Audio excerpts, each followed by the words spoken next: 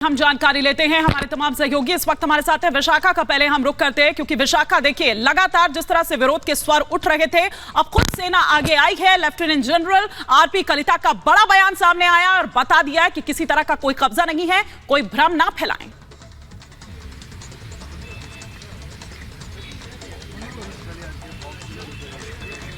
एकदम मीनाक्षी, प्रियंका और हिमानी, मैं आपको बता देती हूँ कि आज जो GOC eastern command lieutenant general Rana Pratap Kalita ने बताया, वो अभी तक के लिए सबसे बड़ी ब्रेकिंग न्यूज है। क्योंकि जब इतने सारे अफवाह फैला हुआ है कि यहाँ पे ये हो रहा है, वहां पे वो हो रहा है, वो सभी जो र्यूमर्स है उनको मतलब सुनने के लिए मना किया है लेफ्टिनेंट जनरल राणा प्रताप कलिता ने। उसने कहा कि ऐसा कोई नहीं है, कुछ भी नहीं है, ऐसा कुछ नहीं है कि डोकलम इशू फिर से सरफेस एरिया में आ गया, ऐसा कुछ नहीं है। Doklam issue is permanently resolve, ऐसा ही कहा है लेफ्टिनेंट जनरल कलिता ने। और इसके साथ ही जो 8 एरियाज है नॉर्दर्न फ्रंटियर में, वो सभी एरियाज में जो भी कब्जा के बारे में बता रहे थे या फिर टेंशन के बारे में बता रहे थे, लोकल इनपुट्स जैसे कि मिल रहा था, उसको भी बिल्कुल टर्न डाउन कर दिया लेफ्टिनेंट जनरल कलिता ने। उसने कहा कि ऐसा कुछ नहीं है, फिलहाल जो भी था, जो भी हुआ था अक्रॉस द LAC, वैसे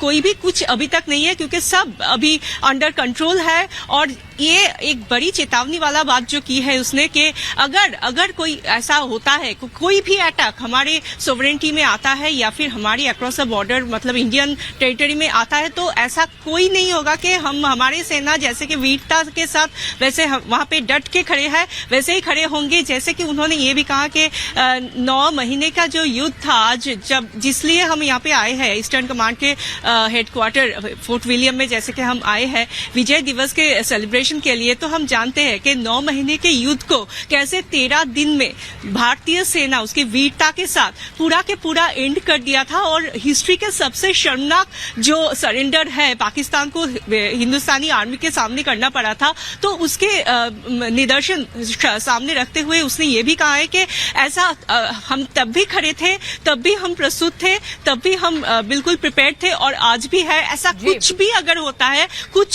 होता है तो हम अपने हिंदुस्तान को बचाने के लिए, हिंदुस्तान की सॉवरेनिटी के बचाने के लिए हम बिल्कुल डटकर खड़े हैं। ऐसा कुछ नहीं है कि चाइनीज ने आके अरुणाचल में कोई जगह कब्जा कर लिया है, बिल्कुल र्यूमर है। और ऐसे र्यूमर को ना सुनने के लिए आवेदन किया है हमारे लेफ्टिनेंट जनरल आरपी कलिता ने।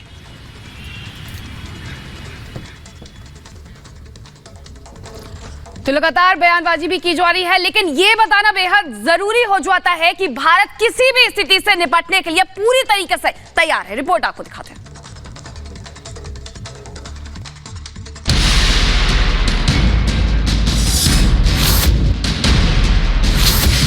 दो 2020 में गलवान से भगाया तो 2022 में तवांग में चीनी घुसपैठियों को खदेड़ा। LAC के चप्पे चप्पे पर भारतीय सेना मौजूद है। भारत ने इस इलाके में जबरदस्त तैयारी की है। 13-14 हजार फीट की ऊंचाई पर सड़कों का निर्माण कर डाला है, ताकि सेना की गाड़ियां और जरूरी सामान आसानी से पहुंच सके। 15,000 फीट के ऊपर मैं खड़ा हूं और एक साइड में जो पहाड़ियां दिख रही है, जो माउंटेन रेंजेस दिख रही है, उसके नीचे एक रिवर, एक नदी बह रही है।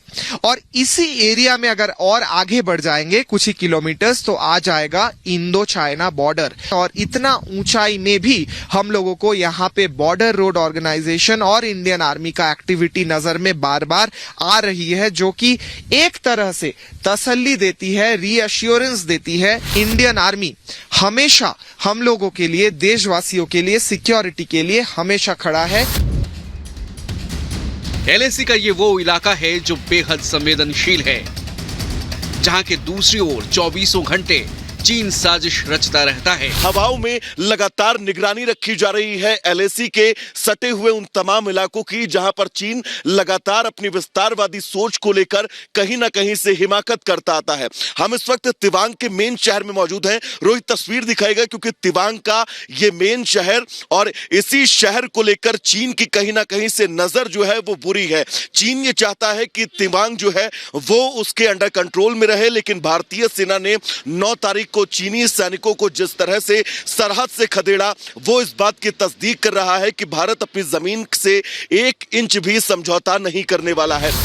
एलएसी पर भारतीय सेना पूरी तरह तैयार है। चीन को सीधे तौर पर बता दिया गया है कि उसकी हर हरकत का माकूल जवाब दिया जाएगा। इसके तहत पूर्वी लद्दाख से अरुणाचल प्रदेश तक एलएसी को सुरक्षा के अभेद्य घेरे में कस दिया गया है। हजारों फीट की ऊंचाई पर बने ये बंकर भी एक अहम किरदार निभाते हैं।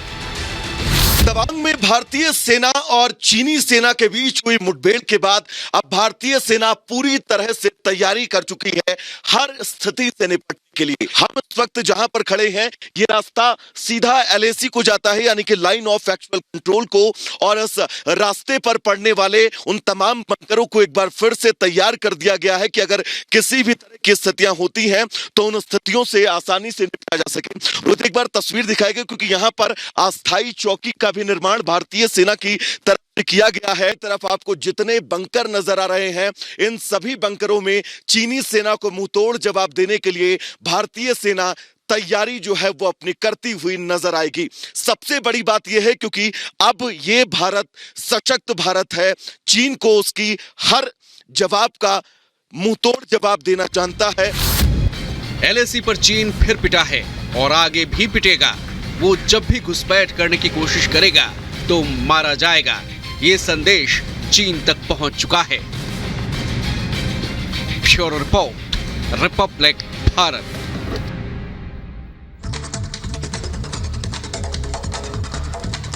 तो बार बार पिटता है लेकिन फिर उसी तरह की हिमाकत करता है। खैर, लेकिन हम आपको दिखाते हैं कि उसके बाद भी भारत ये नहीं है कि शांत बैठ गया है, घेराबंदी पूरी की हुई है। किस तरह की प्रचंड तैयारी भारत की ओर से दरअसल की गई है वो हम आपको यहां पर दिखा रहे हैं। देखिए, ये तवांग सेक्टर है जो हम आपको दिखा रहे हैं। दरअसल जिस एरिया में घुसपैठ की कोशिश कर रहा था, आप देखिए कि उसके आसपास किस तरह की जो घेराबंदी है वो की गई है। अंजोव जो में बोफोर्स तोप जो है दरअसल वो तैनात कर दी गई है। इसके बाद अगर हम बात करें बुमला पास की, तो वहां पर T-90 टैंक्स जो है वो चीनी सेना का इंतजार कर रहे हैं कि अगर आप यहां पर आए तो फिर किस तरह से वहां से भी आपको खदेड़ना है। आप पहुंचकर तो देखिए वहां पर। इसके अलावा अगर बात करें गौरसम की, तो वहां पर धनुष तोप जो है वो इंतजार कर रही है कि अगर वहां पर दुश्मन आता है तो वहां से किस तरह से उड़ा देना है उसको।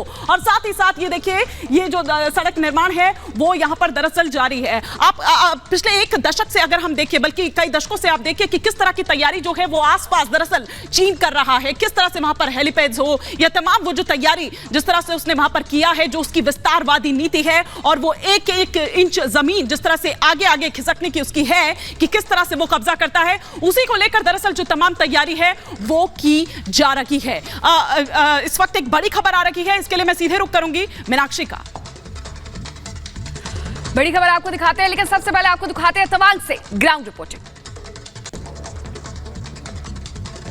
भारत और चीन के बीच हुई मुठभेड़ के बाद कहीं ना कहीं से तवांग को लेकर अब देश भर में चर्चाएं हैं।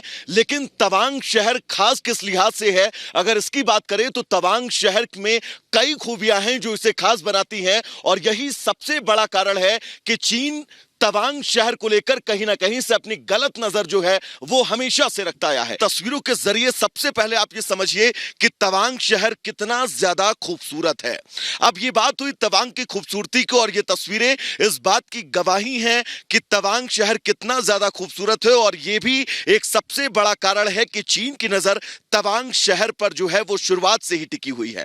अब बात अगर चीन के प्रतिष्ठा की करें तो दरअसल 1959 में जब दलाई लामा ने तिब्बत छोड़ा, तब वो कुछ महीने तक तवांग शहर में ही रहे थे, जिसके चलते यहां पर एक बहुत बड़ा बौद्ध मठ है जो आपको इन तस्वीरों में नजर आ रहा होगा। और इस बौद्ध मठ के चलते चीन कहीं ना कहीं से तवांग की लड़ाई को अपनी प्रतिष्ठा की लड़ाई हमेशा से मानता आया है।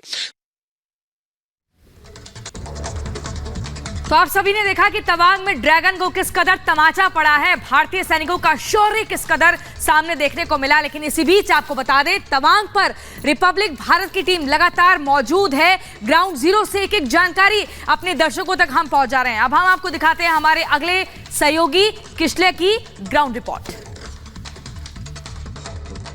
ग्राउंड जीरो तवांग में खड़ा होके यही बार बार याद आता है कि भारतीय सेना, इंडियन आर्मी कितना जाबाज है और कितना स्ट्रांग है, कितना पावरफुल है। ये मैं इसीलिए बोल रहा हूं क्योंकि वो सब जगह जहां पे जाना बहुत मुश्किल हो जाता है, वो सब टेरेन जहां पे पहुंचना मुश्किल हो जाता है, वहां पे भी इंडियन आर्मी पहुंच गया है। और इंडियन आर्मी वहां पे भी तैनात है।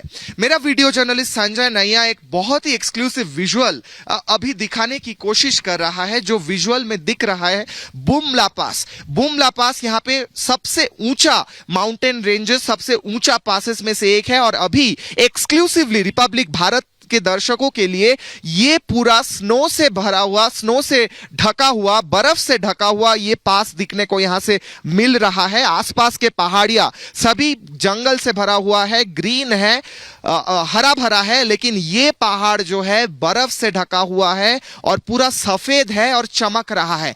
यहां पे टेम्परेचर बहुत ही कम है और बर्फ से ढका हुआ जगह है, लेकिन उसके ऊपर भी इंडियन आर्मी का आउटपोस्ट है, उसके ऊपर भी इंडियन आर्मी अभी भी तैनात है और हर घंटे हर मिनट वो लोग नजर रख रही है कि कोई भी ऐसा काम चीन आर्मी ना। एक बड़ी खबर इस वक्त आ रही है। लेफ्टिनेंट जनरल आरपी कलिता का बड़ा बयान जो सामने आया है, देश की सुरक्षा के लिए हम हमेशा तैयार हैं, एलएसी पर हम स्थिर हैं और डोकलाम मुद्दा जो है वो सुलझ चुका है, इसलिए किसी तरह की कोई अफवाह ना फैलाई जाए, भ्रम ना फैलाई जाए। 2 टूक ये जवाब सेना की ओर से। इस वक्त हमारे कंसल्टिंग एडिटर मेजर गौरव आर्य हमारे साथ फोन लाइन पर जुड़ चुके हैं। मेजर गौरव, ये साफ तौर पर सेना को सामने आना पड़ा विरोधियों को जवाब देने के लिए।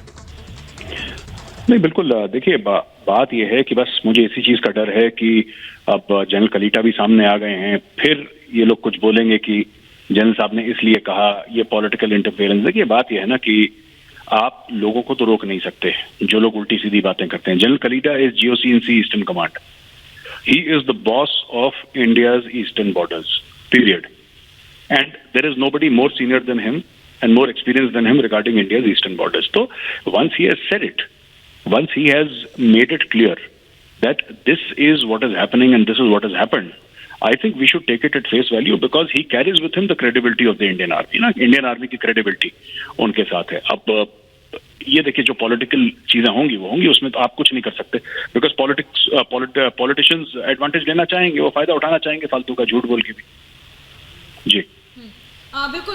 लेकिन मेजर गौरव आर्य, जिस तरीके का ये बयान दिया गया है, इससे हम क्या समझे कि पूरी तरह से हम तैयार हैं, लगातार उस शौर्य उसका भी जिक्र करें जो एक्सरसाइज बीते दिन की गई, हम लगातार बता रहे हैं कि क्या हमारा पराक्रम है, अभी कहां कहां पर और ज्यादा मजबूत होने की जरूरत है और कहां कहां पर मुस्तैदी की भी जरूरत है?